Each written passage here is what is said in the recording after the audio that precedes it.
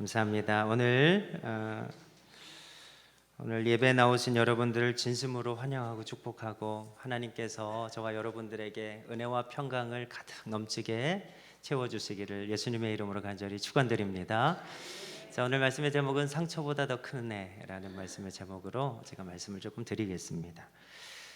오늘 우리가 읽은 본문은 너무나 유명한 말씀이죠. 교회를 다니지 않는 사람들도 알 정도로 굉장히 유명한 다윗의 시입니다. 신약에 주는 그리스도시요 살아계신 하나님 아들이십니다. 이제 이런 신앙의 명구절이 있다 그러면 구약에는 여호와는 나의 목자시니 내게 부족함이 없으리로다라는 다윗의 신앙 고백이 있습니다. 우리 이거 한번 고백해 볼까요, 여러분? 자, 우리 십자가를 바라보고 자, 여호와는 나의 목자시니 내게 부족함이 없으리로다. 다시 한번요. 진심을 다해서 우리 진심을 다할 때는 이 가슴에 손을 얹고 하잖아요. 자, 고백해 보겠습니다. 십자가를 바라보고 자, 여호와는 나의 목자시니 내게 부족함이 없으리로다. 할렐루야. 이 고백의 주인공들이 다 되시기를 바랍니다. 사실 이 말씀은 얼마나 기쁨이 넘치고 아름다운지 말씀의 배경을 잘 모르시는 분들이 들으면 이 찬송은 마치 푸른 불밭에 또 쉴만한 물가에 누워서 아무런 걱정도 근심도 고민도 없을 때 지은 것이겠구나 이렇게 생각할지도 모르겠지만 사실 이 시편 23편은 모든 일이 잘 되고 순조롭게 풀려나가는 삶 속에서 드려진 고백은 아닙니다. 오히려 다윗의 삶 가운데 가장 비참할 때, 가장 어려울 때, 가장 낙심이 될 때, 그리고 사람에 대해서 너무나 염증이 날 때, 큰 상처될 아픔을 겪었을 때 드려진 고백이 바로 우리가 읽은 이 시편 23편의 고백이라는 것입니다. 다윗이 말년에 그의 아들 압살롬이 반역을 일으켜요. 여러분 어때요? 내가 사랑하는 자녀가 내 말을 안 들으면 속이 상해요, 안 상해요? 부모 마음이죠. 근데 그 자녀가 내 자리를 뺏겠다고 칼을 들고 나를 죽이려고 그래요. 그럼 얼마나 속이 무너지겠어요. 그래서 이 압살롬의 그런 반역이 있었는데 사실 그 반역은 굉장히 치밀했다는 거예요. 굉장히 오랜 시간 다윗의 장점들을 전부 다 복사해서 사람들의 인심을 얻어요. 인심을 막 얻습니다. 다윗의 그런 성품을 마치 다 흡수한 듯이 그렇게 이제 의도적으로 사람들의 민심을 얻고 심지어는 다윗의 사람들을 하나씩 포섭하기 시작해요. 자리를 뭐 이렇게 해준다거나 이제 그런 포섭이 있습니다. 그리고 세력을 모으게 됐다는 거예요. 그리고 모든 것이 준비가 되었다라고 생각했을 때 그는 스스로 왕이 됐습니다. 그리고 눈에 가신 지금의 왕, 자신의 아버지이자 지금의 왕, 그 왕을 죽이고자 했던 거예요. 다윗이 아버지여도 문제가 안 돼. 내가 그 왕 자리를 얻을 수만 있다면 아버지도 죽여버리고자 하는 마음이 그 압살롬에게 있었다는 것입니다. 그리고 심지어는 다윗이 가장 총애했던 사람, 정말로 총애하고 믿었던 그 신하들을 포섭해서 신하들이 포섭이 돼서 함께 다윗을 죽이려고 했던 거예요. 그래서 사실 이 압살롬의 반란으로 다윗은 아들 압살롬만 잃은 것이 아니라 그의 삶의 모든 기반을 다 잃은 그런 엄청난 사건이 바로 이 압살롬의 반란이었습니다. 그래서 압살롬은 그를 추종하는 무리와 함께 아버지 다윗을 죽이고 스스로 왕이 되려고 했는데 그렇게 사랑했던 아들인데 자신이 그렇게 믿고 의지했던 사람들과 함께 다윗을 죽이러 오는 거예요. 얼마나 큰 상처가 있겠어요. 그 정도면 이 사람에 대한 배신감이 치를 떨게 돼요. 염증이 나요. 사람도 쳐다보기가 싫을 것입니다. 그런데 놀랍게도 오늘 본문에서 보면 하나님 앞에 찬송하고 있는 다윗의 고백을 들어보면 참 놀랍게도 상처와는 전혀 상관없는 사람처럼 보입니다. 마치 목자와 함께 쉴만한 물가 푸른 초장에 막 누워서 그렇게 기쁨을 만끽하고 있는 신세 좋은 그런 사람의 고백처럼 보입니다. 그가 상처와 아픔 속에서도 어떻게 낙심하지 않고 일어설 수 있었던가, 오늘 그 비결에 대해서 두 가지로 제가 조금 말씀을 드리겠습니다. 첫 번째는 상처 현장에서 하나님을 목자 삼았기 때문인 것입니다. 우리 1절 말씀 다 같이 한번 읽어보겠습니다. 자, 시작. 여호와는 나의 목자시니 내게 부족함이 없으리로다. 아멘. 우리가 흔히 막 상처받았다고 얘기하잖아요. 진짜 상처받아서도 그렇고 아니면 뭐 자기의 의견을 관철시키기 위해서 그렇게 얘기하는 경우도 있는 듯 보여요. 그러니까 어린 아이들 자기 마음대로 안 되면 어떻게 해요? 울죠. 막 울잖아요, 그죠? 그래서 울다가 눈물이 안 나오는데도 계속 울어요, 안 울어요? 해보셨어요, 안 해보셨어요? 자기 얘기 들어줄 때까지 울잖아요. 계속 울잖아요, 그죠? 그래서 이제 그런 경우도 좀 있는 것 같아요. 그래서 자기 마음대로 안 되면 상처받았다고 이야기하는 경우도 있는 것 같아요. 그런데 사실 상처는요, 자기 마음의 바로미터입니다. 그래서 내가 상처를 받는 부분을 보면 나의 그런 영향받고 있는 것, 또 내가 중요하게 여기는 것들이 다 무엇인지를 상처를 통해서 알게 돼요. 그래서 우리나라 속담 중에 자라보고 놀란 가슴, 소뚜껑 보고 놀란다, 이런 속담이 있죠. 이 중국에도 이런 비슷한 이야기가 있어요. 어떤 궁수가 화살이 없이 활시를 팍 당겼다는 거예요. 퉁 소리가 났는데 갑자기 하늘에 잘 날던 기러기가 훅 떨어진다는 거예요. 그래서 어떤 사람이 기러기한테 물었대, 왜 떨어졌냐 그랬더니 자기가 예전에 한번 화살에 맞아서 크게 고통을 당해가지고 퉁 소리가 났는데 기절해가지고 내가 떨어졌다. 이제 이게 중국 고사에 실제로 있는 그런 이야기입니다. 그래서 기가 막힌 표현 같은데 자라에게는 어떤 상처가 있는지 몰라도 그 상처가 아물지 않았기 때문에 소뚜껑만 보고 놀라는 경우가 있고요. 또 기러기가 화살에 맞은 그 기억 때문에 화살 소리만 나도 두려움에 떠는 그런 일이 있고 기절하는 경우가 있더라는 것입니다. 사실 이렇게 상처는 우리 세상 사람들이 얘기하는 바 지울 수도 없고 또 상처에 영향을 받고 살아가는 것이 이 세상의 삶의 방식이라 그렇다면 우리 믿음의 사람 다윗의 고백은 지금 어떤 고백이에요? 하나님께서 목자가 되어 주셨을 때 그 기억을 붙드는 거예요. 참 놀랍게도 하나님이 나의 목자가 되어 주셨을 때 내게 부족함이 없었다.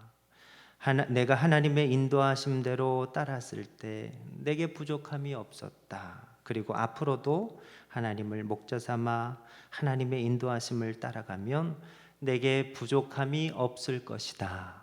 이제 이런 믿음의 고백으로 나아가는 것을 보게 됩니다. 사실 뭐 제가 다윗의 모든 일화를 다 설명드리지 않아도 많은 분들이 아실 거예요. 다윗이 사실 막내 아들로 태어났는데 그는 아버지에게도 인정도 못 받고요, 형들에게는 괄시의 대상이었어요. 근데 그가 형들이 하기 싫어하는 그 양을 치는 일을 하면서 그때 그 고통 중에서 그는 상처와 우울감으로 낙심하지 않았어요. 그때마다 하나님 앞에 기도했고요, 그 고통의 자리에서 하나님을 만났어요. 하나님께서 지켜주시는 것을 경험했어요. 사나운 이리와 늑대가 양을 데리고 가도 하나님 붙들고 믿음으로 싸워서 지켜내는 것도 경험했고, 그래서 그 고난의 현장, 고통의 현장에서 하나님을 깊이 체험한 그 경험이 있는 거예요. 그래서 여러분, 그렇게 하나님의 인도하심을 따라갔더니 하나님께서 그를 어떻게 세워주셨어요? 어떻게 세워주셨어요? 이스라엘의 왕으로 세워주셨어요. 그러니까 이제 왕이 된 이후에 그가 이제 인생이 이제 고민할 게 없겠구나 이렇게 생각했을 수도 있겠지만, 인생에 있어서 가장 어려운 일이 생겨요. 그 사랑하는 아들 압살롬이 자기를 죽이려고, 자기가 그렇게 믿고 신뢰했던 신하들과 함께 자기를 죽이려고 하는 거예요. 얼마나 큰 낙심이 되겠어요? 얼마나 큰 상처가 되겠어요? 얼마나 큰 아픔이 되겠습니까? 그렇게 가장 처절한 현실 속에서, 낙심과 좌절 앞에서, 인간에 대한 진한 회의 앞에서 그는 다시 한번 하나님을 붙드는 거예요. 그리고 다시 한번 목자 되신 하나님을 찬송합니다. 하나님께서 저의 목자가 되어 주셨을 때, 하나님께서 선한 길로 인도해 주셨을 때 저에게는 부족함이 없었습니다. 이제 이런 고백으로 나가게 됩니다. 사실 그 현실은 뭐든지 많이 부족해 보여요.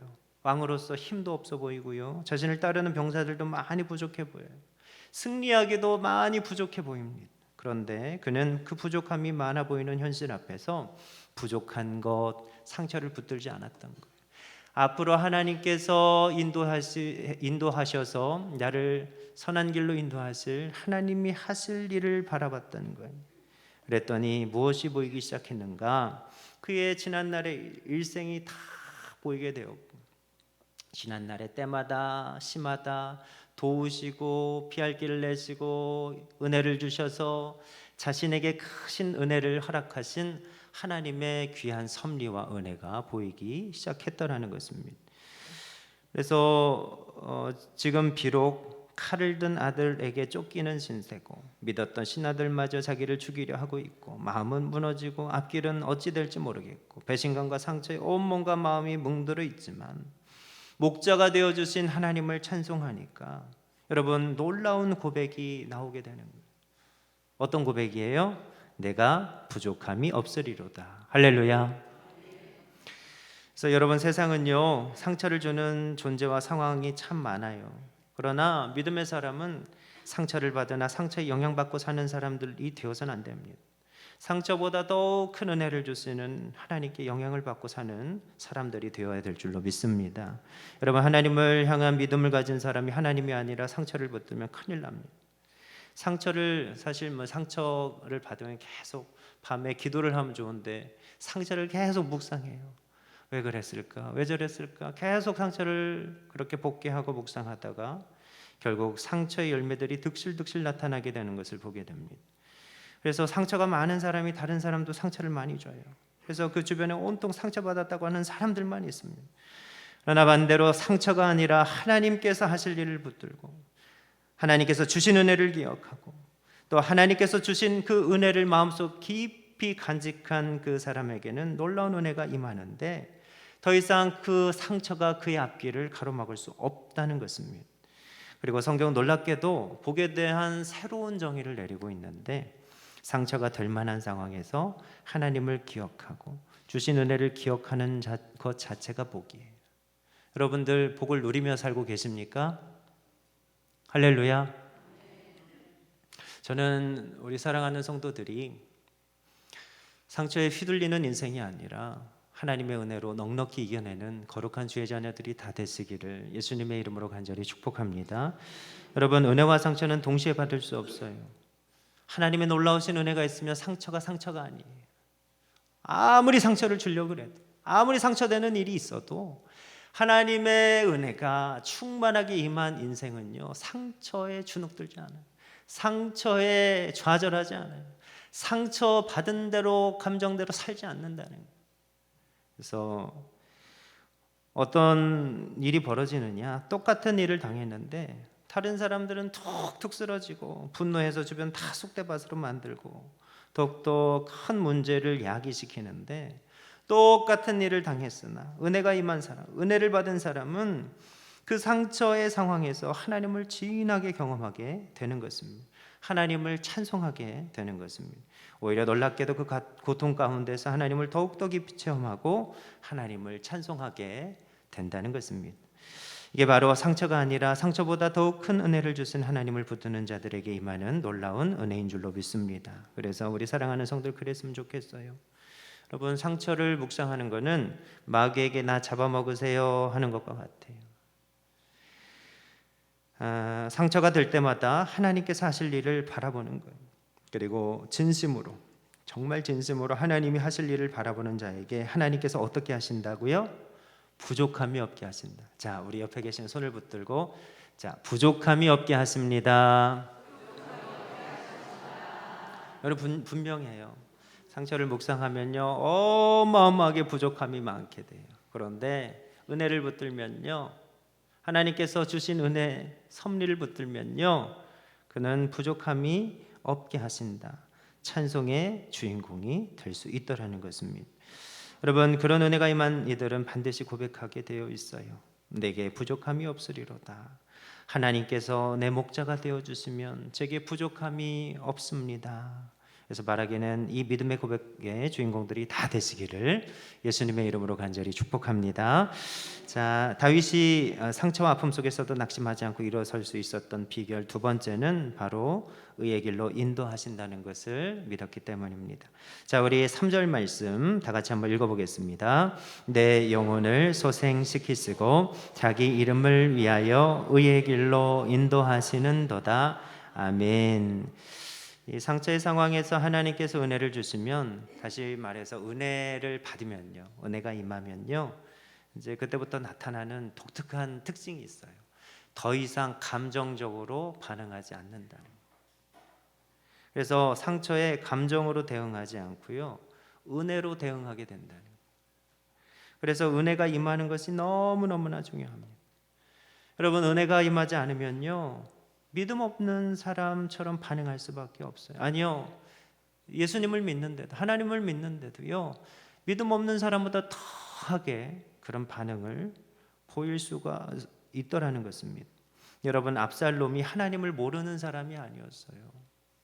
여러분, 그 다윗을 대적한 사람들이요, 하나님을 모르는 사람들이 아니었다고요. 그런데 그들에게 은혜가 없으니까요, 감정에 따라 반응할 수밖에 없었다는 것입니다. 그러나 놀라운 일은 하나님께 은혜를 받으면, 여러분들, 우리가 다 하나님께 은혜를 받으면요, 사람으로서 할 수 없는 은혜의 생각들을 성령께서 하게 하십니다. 그리고 성령께서 그 마음에 은혜로운 일들을 그리게 하십니다. 여러분, 사람이 상처를 받으면 얼마나 감정적으로 대응하고 싶은지, 평상시 믿음이 좋아 보인 분들도 다 감정의 노예가 돼요. 그리고 하나님 없는 사람들은 다 감정적으로만 대해요. 여러분 아시다시피 요셉 형들에 의해서 노예로 팔렸습니다. 그를 힘들게 한 게 다른 사람도 아니라 누구요? 정말 믿고 정말 의지하고 정말 신뢰했던 형들이었어요. 그 형들의 손에 그렇게 어려운 일을 다 겪고 말게 됐습니다.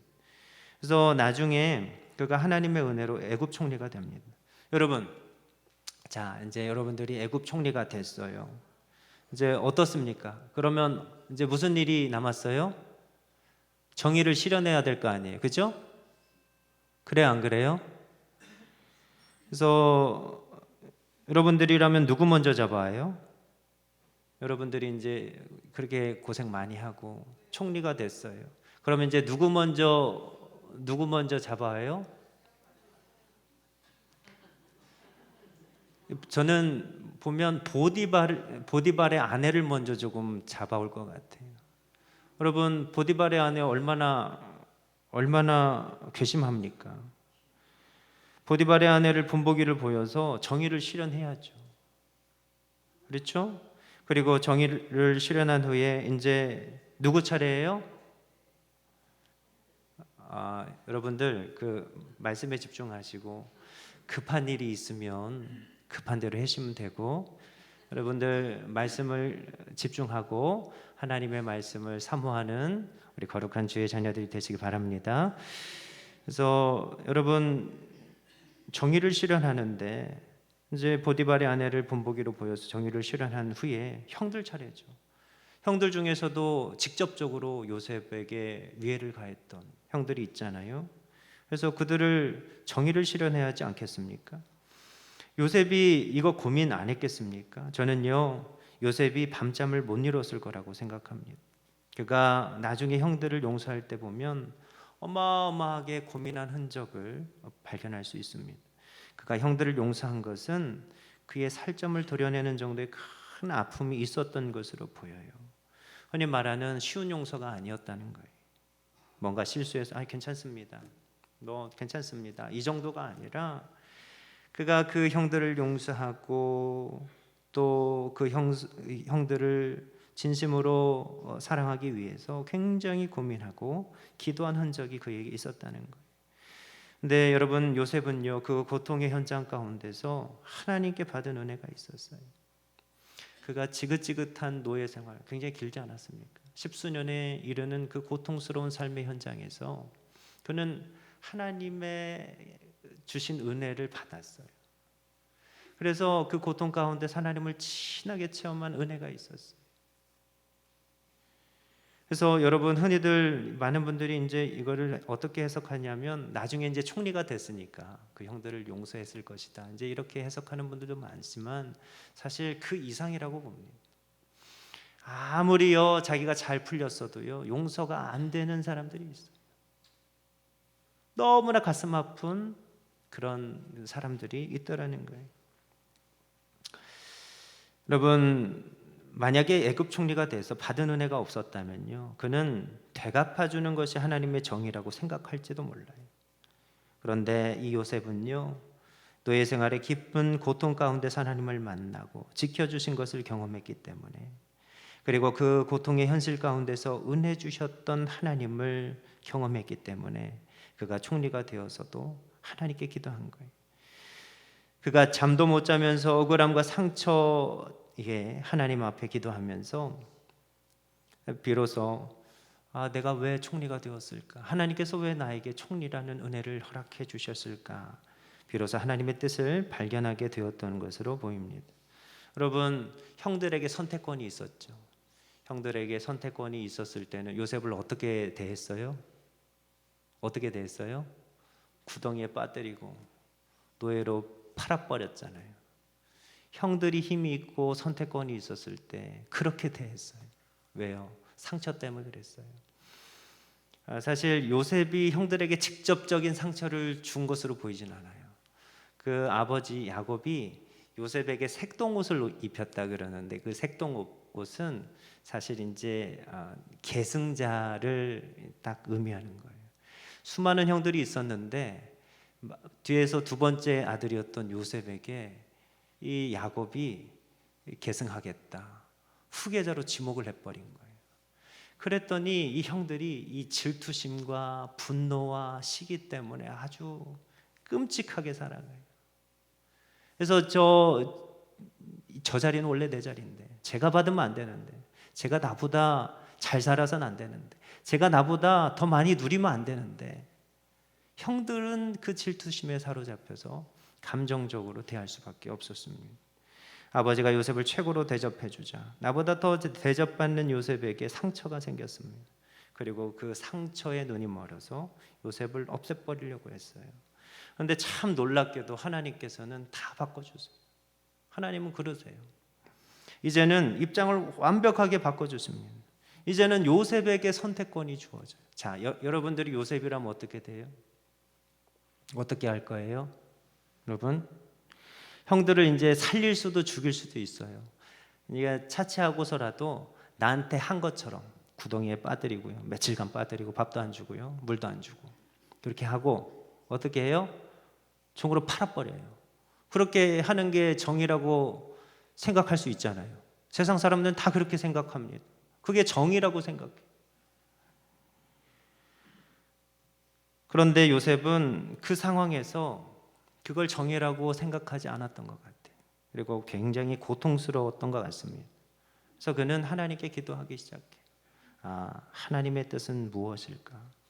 이 바뀐 입장을 허락하신 하나님의 뜻은 무엇일까? 그리고 그는 그 고통 가운데서 하나님께 기도하고 하나님의 뜻을 발견했던 것 같아요. 그래서 창세기 43장 5절 말씀, 자 우리 다 같이 한번 읽어보겠습니다. 자 시작. 당신들이 나를 이곳에 팔았다고 해서 근심하지 마소서, 한탄하지 마소서. 하나님이 생명을 구원하시려고 나를 당신들보다 먼저 보내셨나이다. 아멘. 그는 상처를 이겨냈어요. 상처로 살았다면 여러분 평생 분노와 원한의 감정으로 살았겠죠.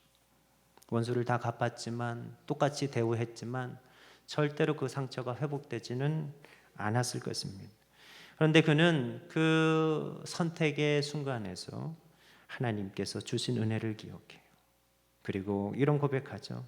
하나님께서 그렇게 인도하신 것은 생명을 구원하시려고 당신들보다 먼저 나를 보내신 것입니다. 이제 이렇게 고백합니다. 여러분, 요셉이 은혜 받았습니다. 그러자 하나님께 은혜를 받은 사람이 아니면 도저히 설명할 수 없고도 또 행할 수도 없는 그 놀라운 일을 하게 됩니다. 여러분, 형들이 용서받아가 눈물을 쏟아야 되는데 요셉이 눈물을 흘려요. 그리고 그들을 용서하고 그들을 진심으로 사랑하고 그의 형들의 자손까지도 다 품어요. 여러분, 요셉은요 영원히 소생됐습니다. 세상 방식처럼 똑같이 대우해서 그의 영혼이 소생된 게 아니에요. 하나님의 선하신 뜻을 위해서 구하고 그 선하신 뜻에 순종했기 때문에 그의 영혼이 소생되었습니다. 그의 영혼이 깊은 낙심 가운데 빠지지 않았습니다. 그가 하나님의 인도하심에 따랐더니 그의 영혼은 소생됐고 하나님께서 자신을 통해서 하실 일이 무엇인지를 진정으로 발견하게 됐습니다. 그래서 어떤 고백이에요? 자기 이름을 위하여 의의 길로 인도하신다. 우리 한번 고백해 보겠습니다. 하나님의 이름을 위하여 의의 길로 인도하십니다. 할렐루야. 그래서 하나님께서 어떤 분이신지 나타나시기 위해 하나님께서 하실 일 우리에게 가르쳐 주시고 그 일로 이끌어 내신다는 것입니다. 그래서 단순히 내가 보기에 좋아 보이고 시원해 보이고 당연해 보이는 길로 이끌어 주시는 것이 아니에요. 하나님께서 하실 위대한 일을 요셉에게 가르쳐 주시고 그 길로 하나님께서는 요셉을 이끄셨다는 것입니다. 여러분, 결국은 요셉은 하나님의 영광을 드러낸 하나님의 사람이 되었습니다. 원래 그 요셉의 가족들, 일가 친척들이 한 70명 정도 됩니다. 그들이요 이제 그 하나님의 인도하심에 따라서 애굽의 변방 지역, 고센 땅, 가축들이 있는 곳. 사실 그 당시에는 가축이 가장 천한 직업이에요. 가축을 치는 직업. 근데 그곳에서 하나님께서 수백만의 이스라엘 민족으로 새롭게 은혜를 주십니다. 그래서 이런 모든 것들을 생각할 때 요셉은 그 가장 핵심적으로 쓰임을 받았어요. 요셉이 하나님의 의의 길로 인도하시는 것을 순종으로 따랐더니 하나님께서 놀라운 일을 이스라엘 백성들에게 베풀어 주시게 되었습니다.